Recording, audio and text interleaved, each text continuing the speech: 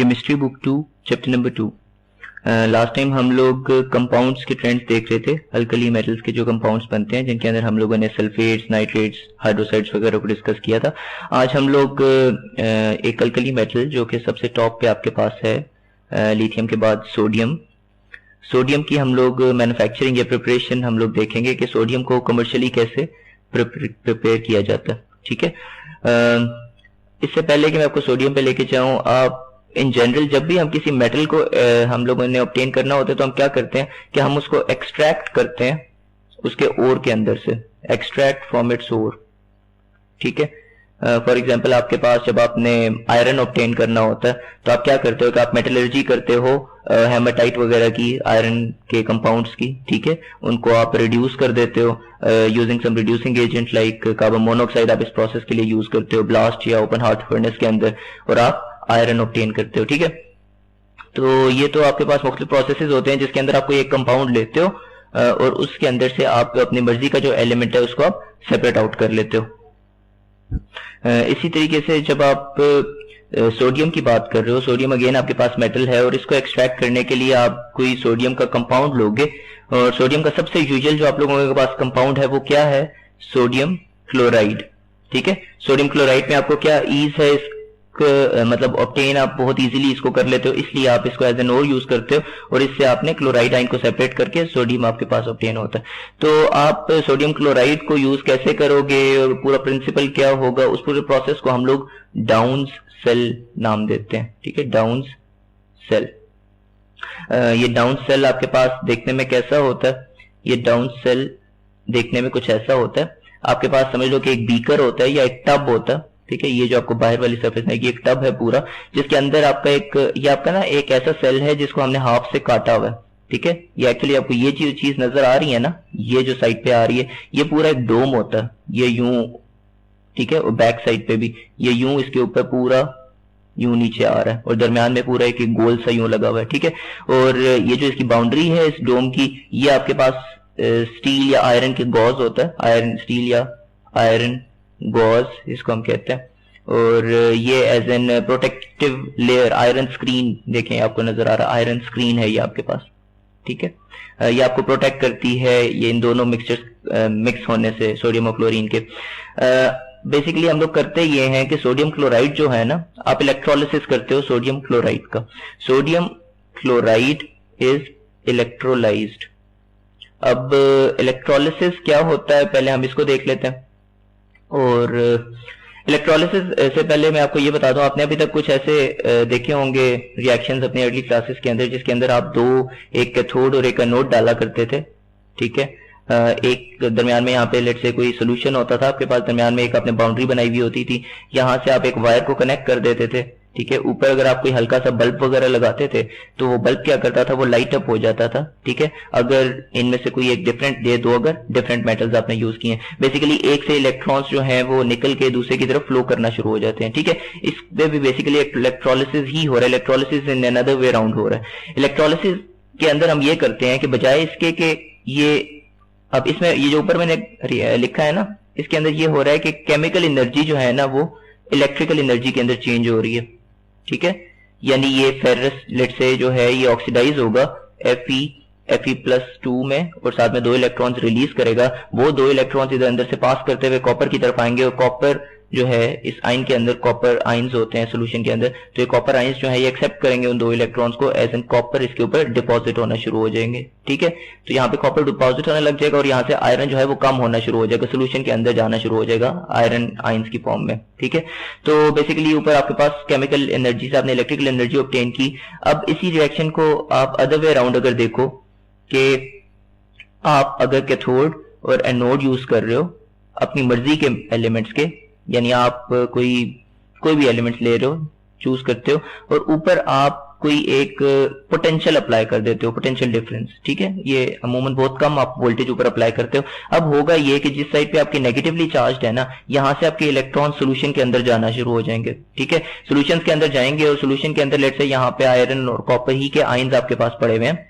और ये आयरन ही और कॉपर ही का बना हुआ है। तो अब ये होगा कि जो आयरन है ये इन इलेक्ट्रॉन्स को लेगा, ठीक है, और आयरन बन के डिपॉजिट होने लग जाएगा इसके ऊपर, एज एन आयरन डिपॉजिट होने लग जाएगा, ठीक है। और यहाँ पे आपके पास क्या होगा कि कॉपर जो है, ये जो कॉपर है ये आपके इलेक्ट्रॉन्स लूज करके इस साइड पे जाना शुरू हो जाएगा, ठीक है। तो आप अदर वे राउंड, अब आप कर रहे हो कि आप इलेक्ट्रिकल एनर्जी से केमिकल एनर्जी प्रोड्यूस कर रहे हो, आप केमिस्ट्री इनकी चेंज कर रहे हो। बेसिकली यहाँ पे वैसे कंसंट्रेशन फेरस आइंस की ज्यादा हो रही थी कॉपर की निस्बत, कॉपर आइंस जो होते हैं वो चेंज होते जा रहे थे फेरस के अंदर। अब आपका ये हो रहा है कि अब आपके फेरस आइंस चेंज होने लगे हैं कॉपर के अंदर, ठीक है। तो ये जो नीचे मैंने प्रोसेस लिखा है जिसमें आप इलेक्ट्रिसिटी अप्लाई करते हो, ये आपका इलेक्ट्रोलिसिस होता है। आप बेसिकली सोडियम क्लोराइड का इलेक्ट्रोलिसिस यूज करते हो, और जो आपका सोल्यूशन होता है ना, ये जो अंदर सोल्यूशन, इसको हम इलेक्ट्रोलाइट कहते हैं, इलेक्ट्रोलाइट। ये अमूमन आपका उसी का कंपाउंड होता है जिसका आपने कैथोड नोड यूज किया हुआ होता है नॉर्मली, बट जरूरी नहीं होता कि ऐसा हो। इलेक्ट्रोलाइट जो है ना, सोडियम क्लोराइड की प्रिपरेशन के लिए आप सोडियम क्लोराइड इटसेल्फ यूज करते हो, लेकिन सोडियम क्लोराइड के अंदर आप वाटर डिसॉल्व नहीं करते, एक्वस फॉर्म में नहीं होता। एक्वस फॉर्म में इस वजह से नहीं होता बिकॉज अगर ये एक्वस फॉर्म में होगा तो आपके सोल्यूशन के अंदर सोडियम के अलावा हाइड्रोजन के आयंस और क्लोराइड के अलावा आपके पास हाइड्रोक्सिल आयंस भी आ जाएंगे, और फिर होगा ये कि जब ऑक्सीडेशन या रिडक्शन होनी होगी ना, तो फिर हो सकता है आपका सोडियम उसके पास ना जाए बल्कि हाइड्रोजन जाने लग जाए कैथोड पे, और आपकी हाइड्रोजन गैस प्रोड्यूस हो जाए, ठीक है। तो बेसिकली आपने रिडक्शन करनी होती है ना सोडियम मेटल के इसकी आयंस की, तो इसलिए आप लोग सोडियम क्लोराइड को इन प्योर फॉर्म यूज करते हो। अब सोडियम क्लोराइड सॉलिड फॉर्म में तो इलेक्ट्रिसिटी को कंडक्ट नहीं करता, सॉलिड फॉर्म जो है ये नॉन कंडक्टर ऑफ इलेक्ट्रिसिटी है, ठीक है, ये बहुत कम कंडक्ट करता है। आप ये करते हो कि पहले इसकी आप काइनेटिक एनर्जी बढ़ा देते हो, आप इसको फ्यूज्ड फॉर्म में ले आते हो, लिक्विड फॉर्म में, ठीक है। सोडियम क्लोराइड को आप लिक्विड फॉर्म में लेके आते हो, तब ये इसके अंदर इलेक्ट्रॉन्स की और आयंस की जो है ना वो मोबिलिटी या उनकी मोशन बढ़ जाती है, मोशन ऑफ चार्जेस इंक्रीजेस, और उसकी वजह से फिर कुछ ना कुछ करंट के पास करने लग जाए, बल्कि एक अच्छा कंडक्टर बन जाता है फ्यूज्ड फॉर्म के अंदर या लिक्विड फॉर्म के अंदर, ठीक है, मोल्टन स्टेट में। अब सोडियम क्लोराइड का जो नॉर्मली हमारे पास मेल्टिंग पॉइंट होता है वो अराउंड 800 प्लस या 801 डिग्री सेल्सियस आपके पास होता है, ठीक है। तो अब आपको 800 डिग्री सेल्सियस पे जब आप बर्न करोगे सोडियम क्लोराइड को और आप साथ में इलेक्ट्रोलिसिस भी कर रहे होगे, तो ये तो बहुत ही खतरनाक सा प्रोसेस हो जाएगा। इसमें ये होगा कि जो आपके सोडियम के आयंस और मेटल के जो एटम्स बनेंगे ना, ये आपके वेपरेट होना शुरू हो जाएंगे कुछ ना कुछ, ठीक है, बिकॉज वेपराइजेशन तो आपके हर टेम्परेचर पे हो रही होती है ना, तो आपके कुछ ना कुछ वेपराइज होने लग जाएंगे और आपके पास एक मेटेलिक फॉग प्रोड्यूस हो जाएगा, मेटेलिक फॉग प्रोड्यूस होगा। तो इसको मेटेलिक फॉग से बचने के लिए हम ये करते हैं कि सोडियम क्लोराइड के अंदर हम कैल्शियम क्लोराइड को या फिर बीच में आप डाल देते हो स्ट्रोंशियम क्लोराइड को या बेरियम क्लोराइड को, ठीक है। इन तीन को आप इस वजह से डालते हो बिकॉज इनके जो मेल्टिंग पॉइंट्स है वो कम है, ठीक है। इनके मेल्टिंग पॉइंट्स कम होने की वजह बिकॉज इनके अंदर कंपेरेटिवली आपके पास जो बॉन्डिंग है वो थोड़ी सी वीक है, इसके अंदर pure very strong ionic bonding की वजह से इसका मेल्टिंग पॉइंट आपके पास वेरी हाई है, ठीक है। तो आप कैल्शियम क्लोराइड जब डालते हो ना, तो कैल्शियम क्लोराइड आप कितना डालते हो, पहली चीज तो ये आप डालते हो ऑलमोस्ट 40% आप सोडियम क्लोराइड यूज करते हो और 60% आप कैल्शियम क्लोराइड यूज करते हो, ठीक है। इसकी वजह से होता यह है कि जब ये इन दोनों का जो मिक्सचर है ना, इसका जो मेल्टिंग पॉइंट है टोटल वो तकरीबन 580 डिग्री सेल्सियस पे आ जाता है, ठीक है। और 580 डिग्री सेल्सियस पे मेटेलिक फॉग प्रोड्यूस नहीं होता, मेटेलिक फॉग नॉट प्रोड्यूस्ड। तो आपका पहला प्रॉब्लम तो हल हो गया कि आपने टेम्परेचर डाउन करने के लिए आपने क्या किया कि 580 पे आप टेम्परेचर ले आओ, मेल्टिंग पॉइंट जो है सोल्यूशन का कम हो गया। अब फ्यूज्ड फॉर्म में आपके पास कैल्शियम क्लोराइड है जिसके अंदर कैल्शियम आयंस होंगे और क्लोरीन आयंस होंगे, इसी तरह सोडियम क्लोराइड है जिसके अंदर सोडियम आयंस होंगे और क्लोरीन आयन होंगे। अब जब आपका इलेक्ट्रोलिसिस स्टार्ट होगा ना, तो इलेक्ट्रोलिसिस में किसी एक पॉइंट पे ऑक्सीडेशन होती है सबसे पहले, और दूसरी तरफ को आपके पास क्या हो रही होती है, रिडक्शन, ठीक है। वैसे ऑक्सीडेशन और रिडक्शन क्या होता है ये मैं आपको इन जनरल यहाँ पे थोड़ा सा आइडिया दे देता हूं कि जो ऑक्सीडेशन होती है ना वो होती है आपकी रिमूवल ऑफ इलेक्ट्रॉन्स, ठीक है, और रिडक्शन आपकी होती है एडिशन ऑफ इलेक्ट्रॉन्स।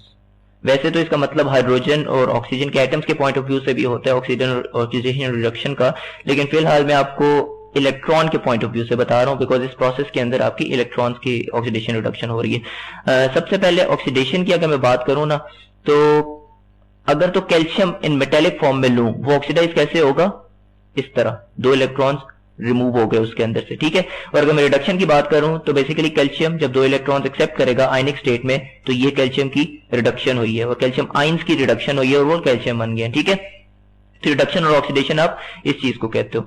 अब आप अपनी प्रीवियस क्लासेस में देखो, आप याद करो, फिजिक्स के अंदर आपने आई थिंक मैट्रिकुलेट वगैरह के अंदर देखा था, ये फर्स्ट ईयर के अंदर शायद, कि एक चीज होती है EMF series, standard EMF series, ठीक है, जो कि आपके पास ये है, ठीक है। इसमें ये आपके पास स्टैंडर्ड इलेक्ट्रोड पोटेंशियल्स होते हैं। इस स्टैंडर्ड इलेक्ट्रोड पोटेंशियल और ईएमएफ सीरीज को 6th चैप्टर के लेक्चर्स के अंदर आप ढूंढ सकते हो।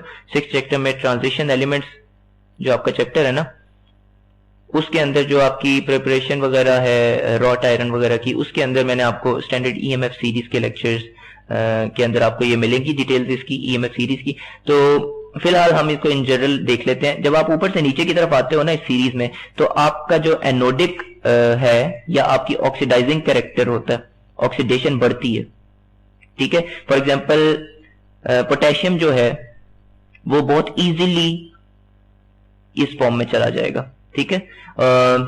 ये आपका ऑक्सीडेशन हुई, ठीक है। सोडियम थोड़ा सा मुश्किल होगा, ठीक है। इस तरह आप जब ये सारे देख रहे हो तो आपकी ऑक्सीडेशन है ना, ये ऑक्सीडेशन स्ट्रेंथ है, नीचे की तरफ आपकी ऑक्सीडाइजिंग स्ट्रेंथ ज्यादा है और ऊपर की तरफ आपका रिड्यूसिंग कैरेक्टर ज्यादा है, ठीक है, रिड्यूस होने की टेंडेंसी ज्यादा है। अब इसके अंदर आपको कैल्शियम कहीं नजर नहीं आ रहा होगा, बेसिकली ये जो मैंने टेबल लिया था इसमें कैल्शियम नहीं था।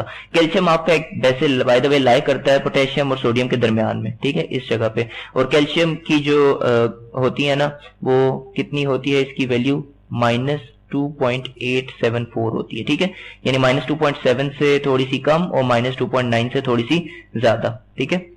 अब चूंकि आपका जो कैल्शियम है वो सोडियम से नीचे है, इसका मतलब है इसकी ऑक्सीडाइजिंग स्ट्रेंथ जो है वो ज्यादा है, ठीक है।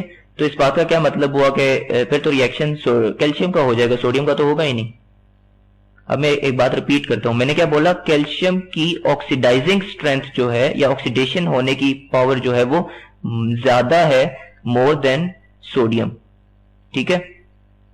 तो इस बात का मतलब ये हुआ कि रिडक्शन की जो स्ट्रेंथ है वो सोडियम की ज्यादा होगी कैल्शियम की निस्बत, और हम तो रिडक्शन की बात कर रहे हैं। सोडियम के आपके पास आइंस तो पहले से हैं, सोडियम आइंस जो है वो बेसिकली रिड्यूस होंगे, तब वो सोडियम बनेगा ना।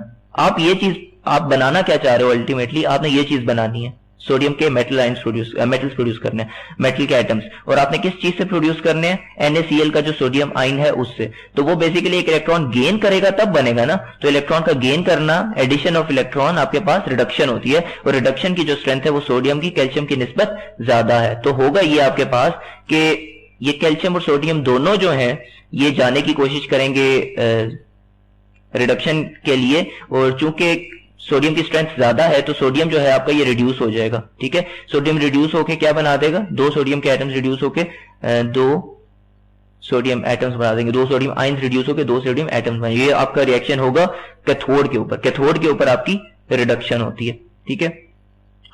फिर आपके पास है ऑक्सीडेशन। ऑक्सीडेशन आपकी किस चीज की होगी, अब आपके पास चूंकि है ही सिर्फ क्लोराइड आइंस, तो क्लोराइड आइंस जो है वो ऑक्सीडाइज होंगे, और किस तरीके से होंगे कि क्लोराइड आइंस जो हैं, ऑक्सीडेशन का मतलब होता है इलेक्ट्रॉन्स लूज करना, और -1 चार्ज यहाँ पे ये इंडिकेट कर रहा है कि क्लोरीन ने पहले ही इलेक्ट्रॉन गेन किया हुआ है, ठीक है, एक्स्ट्रा इलेक्ट्रॉन इसके पास पहले ही है, तभी एक -1 चार्ज है। तो दो क्लोरीन के इलेक्ट्रॉन एटम्स जो मिलेंगे आइंस, और ये एक क्लोरीन मॉलिक्यूल बना देंगे। अब देखो ये ऑक्सीडेशन होगी, -1 से चार्ज इंक्रीज होकर 0 हो गया यहाँ पे, और साथ में आपके पास दो इलेक्ट्रॉन्स प्रोड्यूस होंगे, और ये जो दो इलेक्ट्रॉन्स हैं ये बेसिकली वहां पे सोडियम को जाके रिड्यूस कर देंगे, ठीक है, और उसको सोडियम एटम में चेंज कर देंगे। तो ये टोटली आपके पास मुख्तलिफ रिएक्शंस हैं जो कि इलेक्ट्रोलिसिस के दौरान हो रहे होते हैं। ओवरऑल अगर आप रिएक्शन देखना चाहो तो आपके पास ये हो रहा है कि दो सोडियम के एटम्स और दो क्लोरीन के एटम्स आपस में मिल रहे हैं, और वो बना क्या रहे हैं, दो सोडियम के एटम, दो सोडियम के आइंस मिले थे ना, दो सोडियम के एटम्स बना रहे हैं, और वो जो दो इलेक्ट्रॉन्स वो देंगे ना यहां से, दो इलेक्ट्रॉन वो जो इन्होंने गेन किए वो दो इलेक्ट्रॉन्स यहां से निकलेंगे, और ये जो दो इलेक्ट्रॉन्स हैं ये बेसिकली ये वाले दो इलेक्ट्रॉन्स हैं, और साथ में क्लोरीन गैस प्रोड्यूस हो रही है, ठीक है। तो आपके पास जो प्रोडक्ट है इस रिएक्शन के वो सोडियम और क्लोरीन गैस है। सोडियम आपकी प्योर फॉर्म में होगी, ये ऑलमोस्ट 99.9%, 99.8% आपके पास प्योर होता है। आप जो मैंने आपको बताया था ना कि इस सोल्यूशन में चूंकि आपके पास कैल्शियम भी होता है, तो कुछ ना कुछ कैल्शियम भी आपके पास रिड्यूस हो जाता है, ठीक है, कैल्शियम भी कुछ ना कुछ अमाउंट में आपके पास रिड्यूस हो जाता है, जिसकी वजह से क्या होता है कि सॉरी एक कैल्शियम ये होगा, कैल्शियम एक 2 इलेक्ट्रॉन एक्सेप्ट करता है। तो कैल्शियम जो है आपके पास, कैल्शियम भी रिड्यूस होने लग जाएगा और आपके पास जो फाइनल सोल्यूशन बनेगा ना वो सोडियम और कैल्शियम का मिक्सचर होगा, ठीक है। और सोडियम और कैल्शियम का मिक्सचर होगा। अब ये एक प्रॉब्लम बन गया, सोडियम की जो आपके पास डेंसिटी है ना वो 0.67 ग्राम्स पर सेंटीमीटर क्यूब होती है और जो आपकी कैल्शियम की डेंसिटी है वो 2.54 ग्राम्स पर सेंटीमीटर क्यूब होती है। अब इसकी वजह से होता यह है कि आपका जो सोडियम है बहुत लाइट होता है और कैल्शियम थोड़ा हैवी होता है, तो कैल्शियम आपका थोड़ा नीचे बैठ जाता है और सोडियम आपका थोड़ा ऊपर आने लग जाता है लाइट होने की वजह से, लेस डेंस होने की वजह से। तो आप सोडियम को अलग कलेक्ट कर लेते हो और कैल्शियम आपका सेपरेट आउट हो जाता है, ठीक है। एक और इंटरेस्टिंग चीज मैं आपको ये बताऊं कि यही वाला जो प्रोसेस है पूरा, जो डाउन सेल का प्रोसेस है, डाउन सेल का प्रोसेस है, इसी प्रोसेस को यूज करते हुए आप कैल्शियम भी मैन्युफैक्चर करते हो, ठीक है। कैल्शियम मैन्युफैक्चर करने के लिए आप ये करते हो कि आप सोडियम क्लोराइड यूज करते ही नहीं हो, बल्कि आप कैल्शियम क्लोराइड या कोई कैल्शियम का सॉल्ट यूज करते हो, जिसकी वजह से क्या होता है कि कैल्शियम आयंस जो होते हैं वो रिड्यूस होने लग जाते हैं और उसमें आपका टेम्परेचर का भी इतना इशू नहीं होता, बिकॉज कैल्शियम क्लोराइड का वैसे ही टेम्परेचर, मेल्टिंग टेम्परेचर काफी डाउन होता है आपके पास, ठीक है। अब हम इन जनरल इसका वो देख लेते हैं कि स्ट्रक्चर क्या होता है, डाउन सेल देखने में कैसा होता है। डाउन सेल जो होता है ये आपके पास देखने में, जैसा कि मैंने आपको पहले भी बताया था, एक बॉटल होती है, इधर ऊपर आपके पास एक इनलेट है जहां जिस एक ढक्कन टाइप चीज है जिसको आप खोल के बीच में सोडियम क्लोराइड सॉलिड फॉर्म में डालते हो, ठीक है। इधर नीचे आप लोगों ने हाई टेम्परेचर दिया हुआ होता है, ठीक है, जो कि अभी फिलहाल यहाँ पे नहीं है। ये जो मेटल जिसका आपने ये कंटेनर लिया होता है ना, ये बहुत ही मतलब ऐसा होना चाहिए कि इस टेम्परेचर को बर्दाश्त कर सके, ठीक है। फिर ये होगा कि आपका टेम्परेचर हाई करने की वजह से जो है ये मेल्ट कर जाता है सारा का सारा सोडियम क्लोराइड इसके अंदर। ये जो पूरा आपको पानी पानी सा नजर आ रहा है, ये सारा फ्यूज्ड फॉर्म में, मोल्टन स्टेट में आपके पास सोडियम क्लोराइड है, ठीक है। फिर ये जो सोडियम क्लोराइड है इसके अंदर देखें आप, एनोड जो है, मैंने कहा था कि एक एनोड होता है जिसके ऊपर आपके पास ऑक्सीडेशन होती है, देखें एनोड आपका कार्बन का यूज हुआ हुआ है और इसके ऊपर ऑक्सीडेशन किस तरह हो रही है।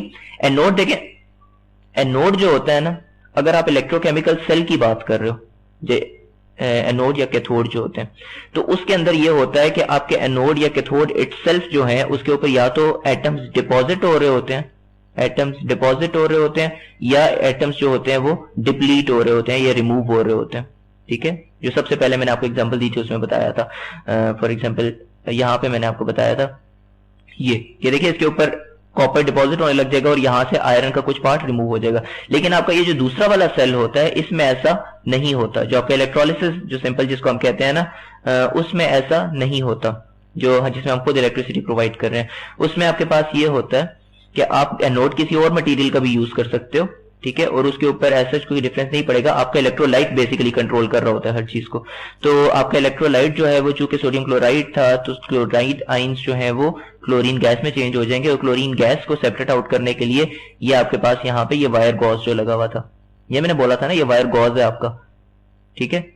ये वायर गॉज का काम ये होता है कि क्लोरीन को ये अलग रखे और बाकी ये जो इस साइड पे आपका सोडियम आ रहा होता है उसके साथ मिक्स ना होने दे। यहाँ पे आपका सोडियम आ रहा होता है, ठीक है। सोडियम जो आपका होता है वो कहाँ क्या है, ये आपका साइड पे ना, ये सर्कुलर रॉ, ये आपके पास ना इस तरह की, इसको टॉप से देखें तो ये इस तरह की होती है, ठीक है। इसको साइड से देखें तो आपके पास ये कुछ ऐसी चीज होती है, ठीक है। ये चूंकि हाफ आपको नजर आ रहा है इस वजह से आपको थोड़ा सा वो इस तरह नजर, ये इस तरह का एक ड्रम टाइप चीज होती है, ठीक है। और ये पूरा जो है ये आपके पास आयरन का बना हुआ होता है, ठीक है। तो ये आयरन कैथोड होता है आपके पास और आपके पास जो ग्रेफाइट का या कार्बन का आपके पास एनोड होता है इस प्रोसेस में, ठीक है। और बाकी आपके पास ये सोडियम यहाँ पे ऑब्टेन कर लेते हो इन लिक्विड फॉर्म, आपके पास यहाँ पे सोडियम आ जाता है, ठीक है। आयरन स्क्रीन का यहाँ पे काम ये है कि prevent sodium and chlorine to come together, ठीक है। आपके जो फाइनली मैं आपको इस लेक्चर को अब हम खत्म करते हैं, साथ में आपको ये बता दूं कि ये जो प्रोसेस आप कराते हो ना, तो इसमें आपको कुछ ना कुछ वोल्टेज देनी पड़ती है, ठीक है।